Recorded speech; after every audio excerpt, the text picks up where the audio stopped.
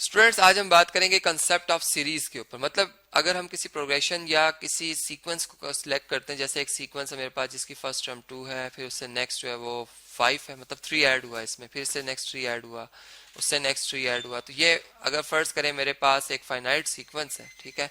तो अगर मैं इसकी इन टर्म्स को ऐड कर लेता हूँ, जैसे मैं 2 लिखता हूँ +5 +8 +11 और +14, तो ये मेरे पास एक सीरीज बन जाएगी, जिसे मैं कहूँगा कि ये मेरे पास क्या है जी, एक फाइनाइट सीरीज है, ठीक है। चूंकि जिस सीक्वेंस से ये बनी है वो एक फाइनाइट सीक्वेंस था या प्रोग्रेशन थी, इसलिए जो इससे सीरीज बनेगी वो एक फाइनाइट जो है वो सीरीज बनेगी, ठीक है। अब इस सीक्वेंस को अगर मैं फर्ज करो ऐसे लिख देता हूँ कि ये इसमें इसकी जो ए एन या ए सब के कर लेते हैं, यानी एक इसकी जनरल फॉर्म लिख देते हैं जिसमें के की वेरिएशन जो है वो 1 से लेकर 5 तक। मतलब हम ये जानते हैं कि एक सीक्वेंस जो होता है या प्रोग्रेशन जो होता है एक फंक्शन का नाम है, जिसमें के जो डोमेन होती है वो सबसेट होती है सेट ऑफ नेचुरल नंबर्स का, जिसमें कि आप देख सकते हैं ये 1 से लेकर पहले 5 मतलब नेचुरल नंबर 1 से लेकर 5 तक, और इसकी रेंज जो है ये इसकी टर्म्स है। अब इनकी टर्म्स का अगर सम कर लिया जाए तो ये जो सीरीज बनी है इसको हम कहेंगे फाइनाइट सीरीज। और चूंकि ये जो सीक्वेंस है ये हमारा अरिथमेटिक सीक्वेंस है या अरिथमेटिक प्रोग्रेशन है, चूंकि इसमें जो डिफरेंस है वो कॉमन है, मतलब एक जैसे डिफरेंस के बाद 3 के बाद ये आ रहे हैं, तो इस तरह की जो सीरीज बनेगी इसे हम कहेंगे कि ये हमारे पास अरिथमेटिक सीरीज है, ठीक है जी। अरिथमेटिक इसका स्पेलिंग जरा बेहतर बना लेते हैं जी, अरिथमेटिक, यहाँ पर TH आएगा, अरिथमेटिक सीरीज है, ठीक है जी। अब इसी तरीके से सीरीज के जो चूंकि ये सम है इसको हम S से जाहिर करेंगे, S फॉर सम, और चूंकि इसमें फाइनाइट टर्म्स की तादाद थी, और कितनी टर्म्स की तादाद थी जी, 5 थी, तो हम यहाँ पे S5 लिख लेंगे। मतलब कि जितनी टर्म्स की हमने सम किया है, एक से लेकर अगर 5 का सम किया तो S5 लिखेंगे, अगर 6 का किया तो 6 लिख देंगे। मतलब इस तरीके से हमें सम ऑफ द जो है टर्म्स ऑफ जो सीरीज है उनका भी पता चल जाता है कि 5 टर्म का सम हो रहा है, ठीक है।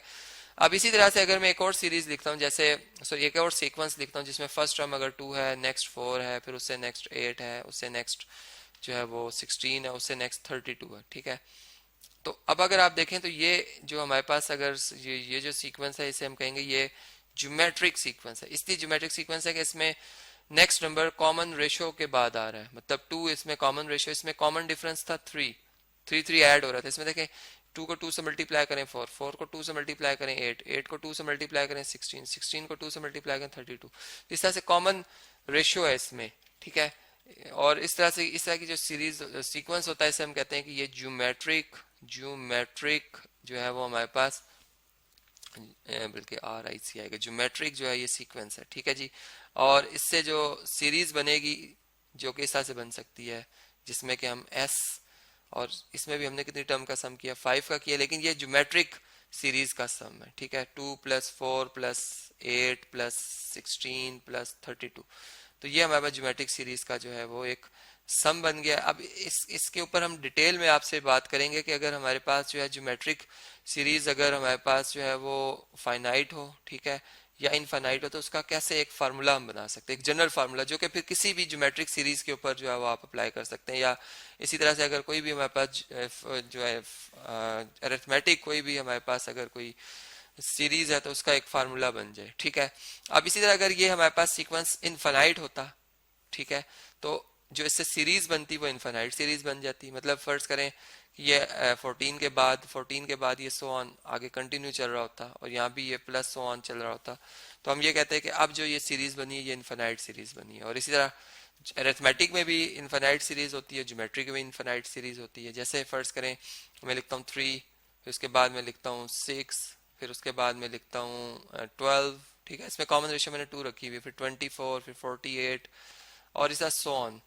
ये एक जो हमारे पास ज्योमेट्रिक सीरीज है, एक इनफाइनाइट ज्योमेट्रिक सीक्वेंस है। और अगर इसकी सीरीज बना दी जाए तो 3 + 6 + 12 + 24 + 48 और प्लस सो ऑन। देखें इसमें और इसमें फर्क है, ये सीक्वेंस है और ये सीरीज है। मतलब सीरीज में जो है वो आप प्लस का साइन देखेंगे, जबकि सीक्वेंस में आप जो है वो कॉमा देखेंगे।